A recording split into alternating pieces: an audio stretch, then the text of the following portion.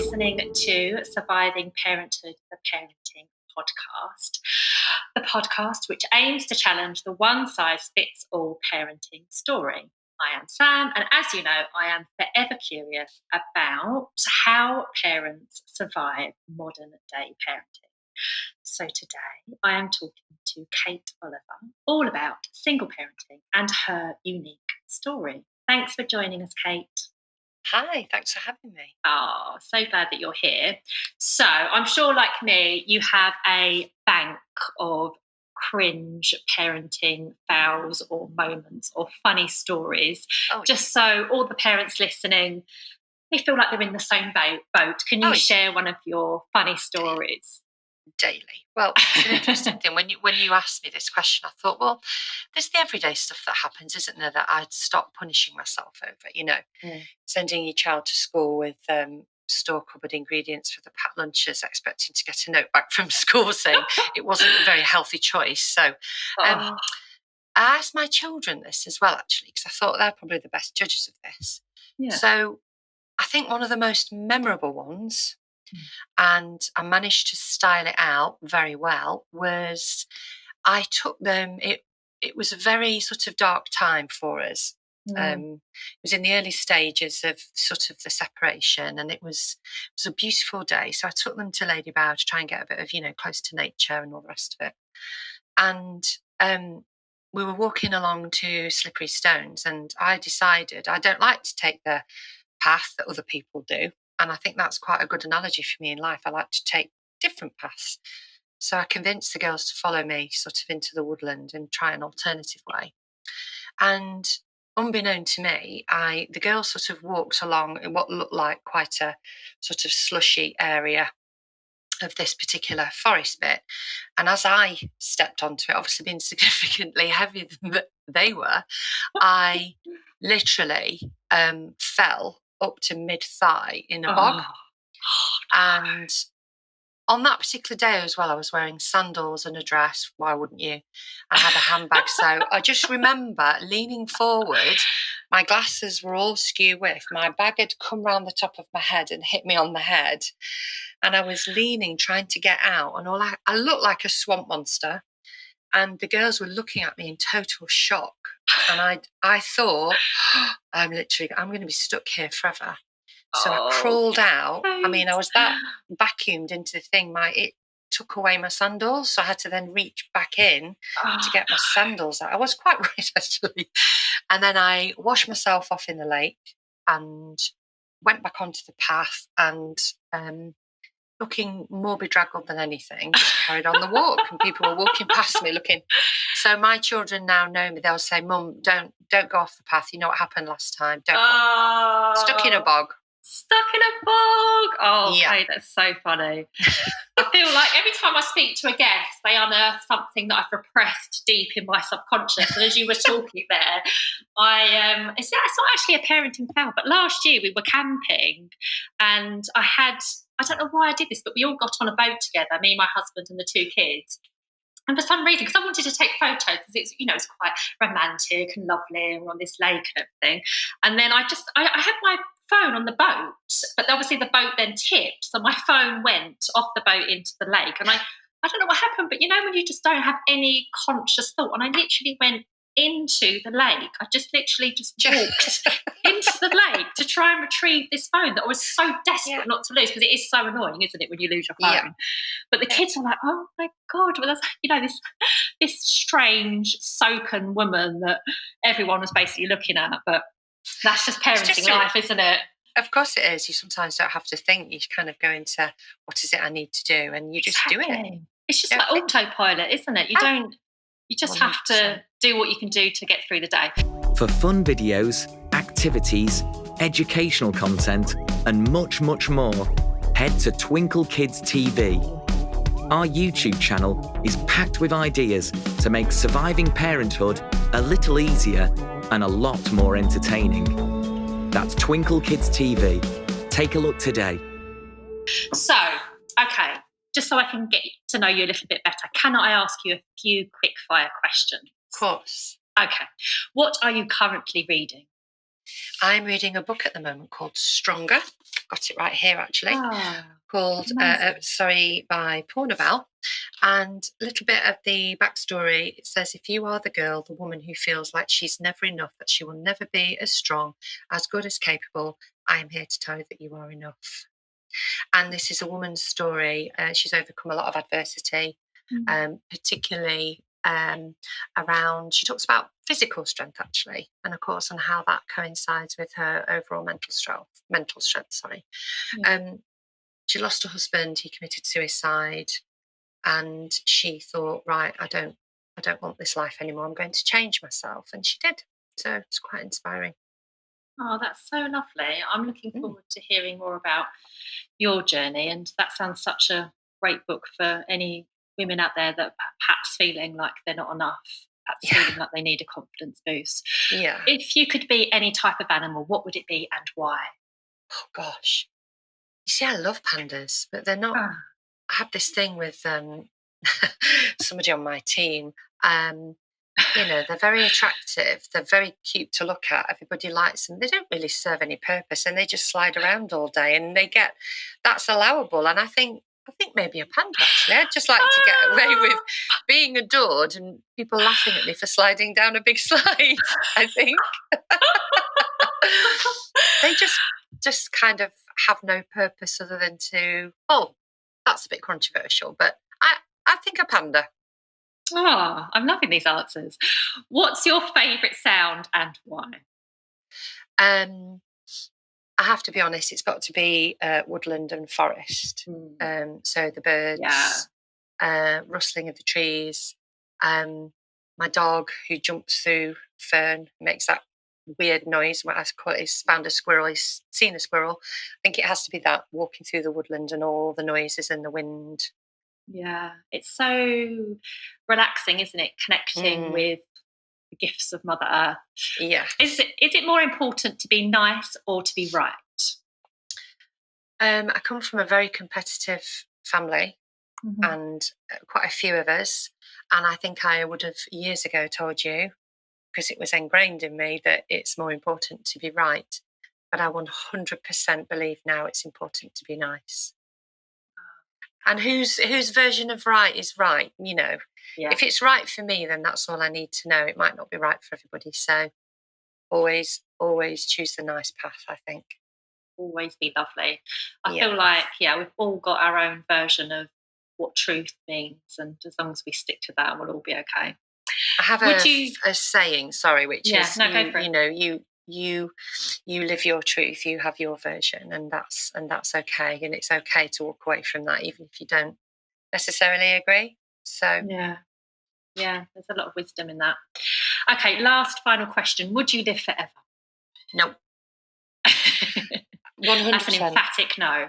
Yeah, 100% no. I think, it's okay to try and do as much as you can with what you've got for as long as you're here for. Pass on all the knowledge. It's important to do that. But no, I think I'd bore myself, I think. No, I don't feel that I'd want to live forever at all. Okay. So let's talk a little bit more about your parenting setup. So you've got two girls, which you've already told me about. One is 11, one is 17.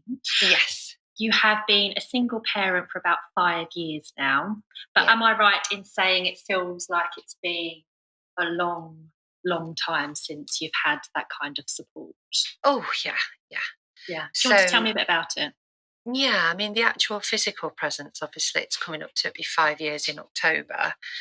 But I think mentally, it was absent for. So Evie is now, I keep thinking how old she is. Yes, 10, and so she's 11 in August. But I remember having these feelings from when she was 4, when she first started school. That's when those feelings of isolation really started, and loneliness, and not present, no support. So 6-7 years, really, I would say. I would probably say I've been solo parenting for that long. So tell me a little bit about how that has been for you and how you've experienced that solo parenting. I knew single parents before I was one.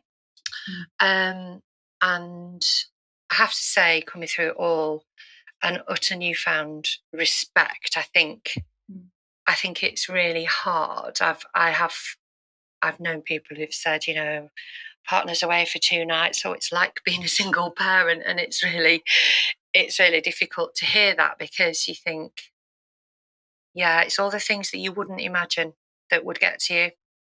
It really is. It's been quite a cathartic journey. It has, and I think for the most part, it was a good decision. You know, the girls are thriving. I've come through it, and I've been given that ability to be myself. There's something quite reassuring about having the ability to make all the parenting decisions on my own. It wasn't what I wanted, but it was just how it's happened. So I've learned a lot about myself. I've learned a lot about my children, and I've learned a lot about what the important things are about parenting. And it's not what I originally thought they were. What did you originally think they were? What was the template there? I think I thought parenting for me was about doing everything for the children and being everything for the children, and making sure that their happiness was the most important thing I could do. But I've subsequently realised that I'm no good to them as a parent if I don't put my own seatbelt on first. And actually, I can't be their everything. And I can't make everything right. I think that's what I tried to make everything right at the start, and I couldn't. And I've accepted that. So when you say you tried to make everything right, what sort of underlying feeling was driving that pattern of thoughts or behaviour, would you say? Guilt.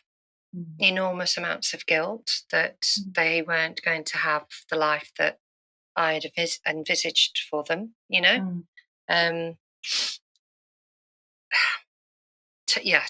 Terrible guilt, and I overcompensated in a lot of ways. And I think I overcompensated with my eldest. I remember having a conversation I took on the role of, you know, mother and father, doing the traditional role, should I say. I was self-employed at that point, so I was working from home, being a childminder. And sometimes I remember feeling so strongly that she wasn't going to be looked at as, well, she's gone a bit off the rails because, you know, the dad's left and mum can't cope. I just remember having this real overwhelming feeling that wasn't going to happen. So I overdid it a little bit. And, you know, we had many conversations like, you know, you do know that my friends think that you're a little bit more strict with me than they are. And I said, well, good, because I'm the only one that's here. So I have to be.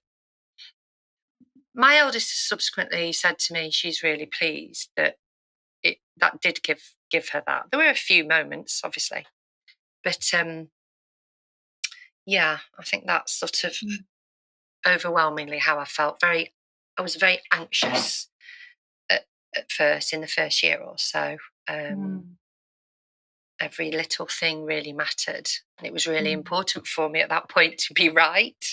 And then I learned that wasn't working out very well for me.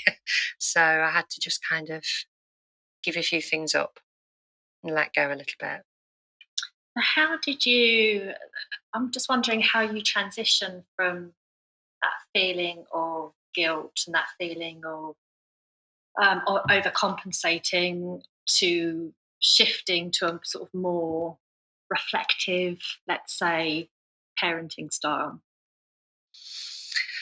I think when I realised that my way wasn't working and it was quite tiring, and I took ownership of the things that I could do to influence a positive decision, stop reflecting on the negative about the things that they hadn't got, give a nod to it, but don't dwell on it. And I'm not going to lie, it did take a lot of emotional and physical energy from me. And at first, I used to do a lot with them.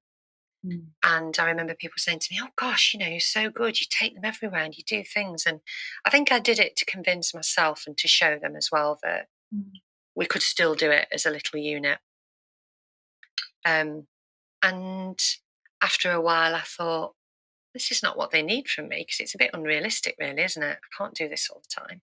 So I just gave up their expectations of what I thought they needed. And I thought, well, what can I do? What do they need from me? And I can give them that. I'm not their dad, and I don't want to replace him. And he's responsible for his own parenting. That's not up for me to decide and influence. But what I can do is just be the very best I can when they're with me. And maybe not fall in too many bogs along the way.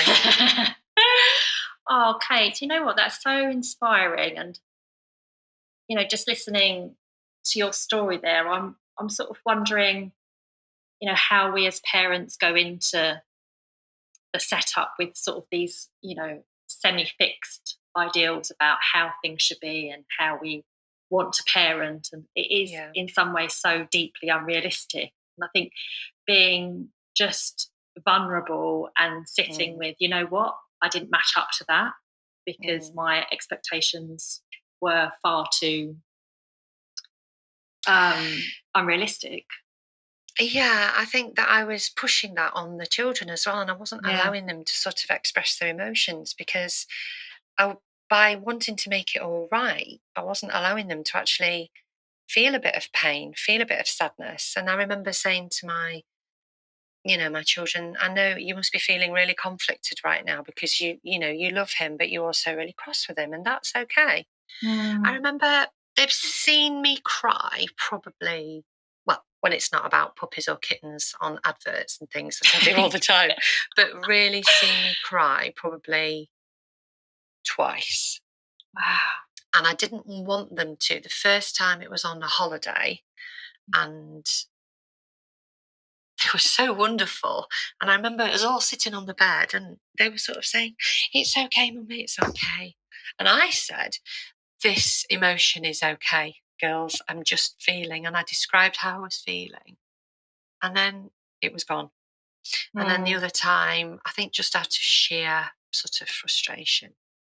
But I have to be careful. My eldest is very good at, they do absorb it, but I do think it's quite healthy for them sometimes to see, absolutely, you're not doing quite as well as they think you might be. And I think every time it's come to that, there's been a sort of, it builds up and builds up and builds up. And then they see my emotion and then they kind of go, okay, Mum needs a bit of help too. Mum might need a bit of support. And also, like the word you use, being vulnerable, I've learned to be vulnerable because I think that's a really, really important thing to do. And laugh at yourself from failings, because I've failed so many times. And there's so much strength in that vulnerability, and there's so much strength in admitting that, because if I feel like the last thing that parents want to hear is that everyone else has got it together. I feel like if we sort of really came together and admitted our faults and our fouls, I feel like it would just be so much more community spirited and less competition and less comparing. Exactly, you know how it is. Yeah. Going, the children walk into school with their supposedly own made, things that they've made. And actually, we just let the kids get on with it. It'll be absolutely fine. It really is the parents. We talked about this before, didn't we? Because I remember years and years ago thinking, somebody needs to make a series about this. And then they did. It's called Motherland. And if nobody's ever watched it, they need to watch it. There will be a character. I'm a little bit of all of them, but there's a character in there for everybody. It's brilliant. It's so funny. It is. It just exposes it all. And sometimes I think we have these expectations for our children, and they're actually not really an awful lot about our children. They're about us, aren't they? And you think, it's like having a little prized pony. You want it to look the best. You want it to be the best. But people don't like people who are always good at everything. And who are always right. No, they really don't. Those people are so annoying. So actually, I try and book the trend and be rubbish at pretty much everything. Well, you definitely don't, but I do know what you mean. I feel like there's nothing worse than just hearing about, these parenting WhatsApp groups that you find yourself. I mean, I'm in like a very good sisterhood where there's like 6 of us that are very, we're always having a laugh and we're always admitting the stuff that we did wrong. But like these wider parenting groups that you put in, you think, oh. I want them to start walking, and they're about 7 months. Is it too early? When do I start potty training? And I get that. There is some comfort, but it's the competitiveness. Because I want to say, let me tell you something. My eldest didn't start walking until she was 14 months, 15 months. In fact, I went to pick her up.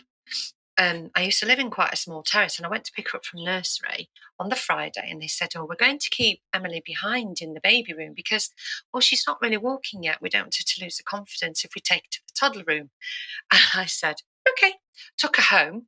I delivered her back on Monday, walking. I went, there you go, she can move up now. I mean, how stupid is that? It's ridiculous. But then her sister was walking at 11 months, and it was a nightmare because I just want to say, slow it down. They'll all get there in the end. Exactly. And they're not going to get to a certain age and not be able to walk. And I feel like there's so much pressure on us as parents to be, just have our kids, as you say, like these prize ponies that can do everything before everyone else. And, they're going to get there at some point. And I think that's just a really good metaphor for life, just slowing it down. It doesn't have to be fast paced and, have these sort of enforced expectations of all time. It could just actually be really enjoyable if we let it be. Yeah, and I remember sort of seeing posts and people, but actually even with Emily, I wasn't really, my first child, wasn't really that bothered. I thought, maybe I should be potty training her now. But because I left it till quite late, she took to it really well. And then reading posts about people who are, I'm so stressed, I'm trying to potty train at 11 months and I'm constantly cleaning up. And I'm thinking, well, don't do it then. Just wait. That's telling you, the universe or your child's bladder is telling you they're not ready. Don't do it. It's simple. Don't do it. Yeah, so it's like listening to our own inner voice as well as maybe what our children are trying to tell us. Yes. So, Kate, was it harder or is it harder than what you expected it to be? Yeah, shall I tell you something that people say it gets easier? No, it doesn't. It doesn't. I think what happened is obviously the time frame it's gone on. The difficulties become more complex as they get older. The constant perpetual state of tiredness is something you just have to accept and take the small wins. It gets, as the girls have got older, I mean, my eldest now has become, she's pretty much an adult. So in that respect, that's been really lovely. But I would say the emotional strain does get harder. There's those difficult decisions to make. There's all the stuff that goes with puberty, all the feelings and the emotions, and then there's the relationship side of stuff, school friends. So when they're smaller, I remember, Evie, when she was 6, it was quite easier to manage, but because her needs are becoming a little bit more complex, it does feel. I have often just stood in my kitchen and gripped the worktop thinking, I thought I was an emotional person, but this is way too much for me. This is way too much, So it's the relentlessness sometimes. It's, you just get in bed and, you think, I'll just read a book or I'll just watch this. And then it's, Mum, I was just, and you're thinking, no, don't just. Yeah. And I have been known to say to my eldest, okay, unless it's urgent, i.e. life-threatening, I don't want you to ask me a question that's going to require anything from me right now. It's 10 o'clock at night and we need to stop. So, yeah, that's really empowering to hear, actually. I do a similar thing. I feel like, you get to a certain point in the day, and obviously some days are more testing than others, but, you have nothing else to give. You've just got nothing else. No more outpouring can occur. And that's what I say. I literally have to say to them, I have nothing to give you right now. So unless it's something urgent, then you need to be able to fix it yourself. And I think that's actually really important. They do go away and think, actually, what are my resources here? What can I draw on myself. I think what I've started to do more recently, like I said, because initially I was really overcompensating, and particularly with my youngest, and it was causing a lot of conflict. And I was running around like a butler after her. I'll be honest, I was, and thinking, it's okay, I'll do it. And she was literally walking around, stepping out of her clothes, throwing, everything was, and I was getting more and more annoyed. And I thought, well, actually, I've told her that it's okay. My eldest would get cross with me because she's you babying her. So I just started to put some boundaries in. And I just say, okay, this is what I'd like you to do without overcomplicating it. But I started to put some healthy boundaries in. And it's amazing, really, how quickly that can change. And they need to see me. And I've had conversations with them as well about, I am an individual here. I'm trying to do the best thing I can for you. But I'm working, looking after myself, the cat and the dog, and then there's you two. Can you imagine? It's quite hard. I used to say, Mummy's reservoir of empathy has run dry for today, so I need to just... I'm afraid, girls, I love you, but I don't like what you're doing, so I'm just going to walk away from this situation right now. Let's all have a think about it, and then I'll probably be feeling a bit better tomorrow to tackle this. Oh, I've written that down, Kate. A reservoir of empathy. That's just amazing. Yeah, it's just, and actually, I feed my soul. That was the thing. I was looking for other people and other things to replenish it, and I realise now they can't do that. But making myself a bit more vulnerable, really having great friends, and you don't need many either. You don't need to go out all the time. Just sometimes a nice half an hour chat with somebody, really, really open. And it's amazing how many people are feeling the same things as you. It really is, isn't it? And connecting with other adults is so crucial, Yeah. I think sometimes it can become a bit of a pressure cooker unless we remove ourselves from the humdrum and, some of it can feel a bit monotonous and tiring and draining. I think before I was a childminder, and that was all I did. I just looked after everybody else all the time. So coming to Twinkle, it has taken me, but with a while to really start to sort of think, it's okay. You deserve this. You deserve you have the right to ask for this because it works for you. It took me ages to work it out. So I've started to do it a little bit more, and just so now, often I'll just say to the girls they're okay in the house. Say, right, I'm just nipping out for a swim with my friends. I'll be an hour, a couple of hours, and that's it, with no guilt. Whereas before I used to think, no, I better stay because they need me. And then I end up sat downstairs on my own thinking, well, nobody really does actually, do they? I think I want to be needed more than they need me. Yeah, that's true, isn't it? Sometimes I think we can all fall into that trap. So as well as sort of the idea that parents need to put themselves at the top of the pile, any mums or dads or carers listening out there that perhaps are in your situation a few years ago, that are very much in the thick of single parenthood. Is there any other advice that you might impart? I think I always struggle to put my, have some me time. I don't even like the phrase, and I don't know why. I think all my time is me time. It's just how I choose to spend it. So, we all own our time, don't we? And for me, I struggle with the thought of being selfish. But what I've found is that it's crucial to just do a few things, explore some things that you didn't think you might enjoy, push your comfort boundaries a little bit. Don't always take all the invites, because I did that at first and exhausted myself. Self-care, as in, sleeping, eating well, hydration is crucial. And I wished I'd have tapped into a few more self-help books earlier on, because I used to think, well, I don't need any help. That I'm invincible, I can do it all anyway. Actually, it's just nice to get a little bit of confirmation. It really is, isn't it? And I feel like self-care can take so many different forms. It can be, like, as you say, the sleep hygiene and the good nutrition, which is so vital. But at the same time, the self-care when it comes to our emotional health and how we speak to ourselves, what the words that we are using. I find myself definitely talking to myself in a way that I would never dream to speak to a friend. Exactly. I think looking at that internal voice and that internal chatter is crucial. 100%. And that's a really good tip. Think about, how would I speak? What advice would I give my child if she was telling me that she felt like me? What would I say? So I'm very good at pointing that out to somebody else and not always that good at reflecting. But like you say, the emotional boundaries that you can put in place, say, okay, and not be so reactive. It's always good to think. Sometimes people hear the emotion in a conversation and not the words. No. So I never react immediately. If it's something I think is going to be a little bit controversial or something that's annoyed me, I try not to react straight away. I will reflect and then decide, okay, what's the real issue here?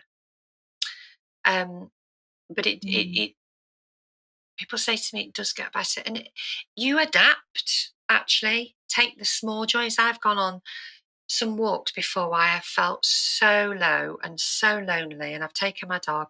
And you know what? I've bumped into people, strangers, and I've had the most wonderful conversations with them. And it's about that connection. And you need to fill up that reservoir a little bit, because when you go through it, I think all you feel is negativity, and you feel a lot of failure, a lot of personal failure, and a lot of grief, and a lot of I'm not good enough. That does eventually dissipate, but you need to make sure you surround yourself with the good things and the good people. And you might be some of those things, but that's all right. Everybody else is too. Yeah. Stick your head above the parapet and have a look round, because I can promise you are not the only one who's feeling like this. It just feels like that. And this is not how your life is going to be today. It's just how it is today. It's a moment forever. In time, isn't it? It's just, that's all it is. It's just a day. And if you're having a bit of a rubbish day, we all get them.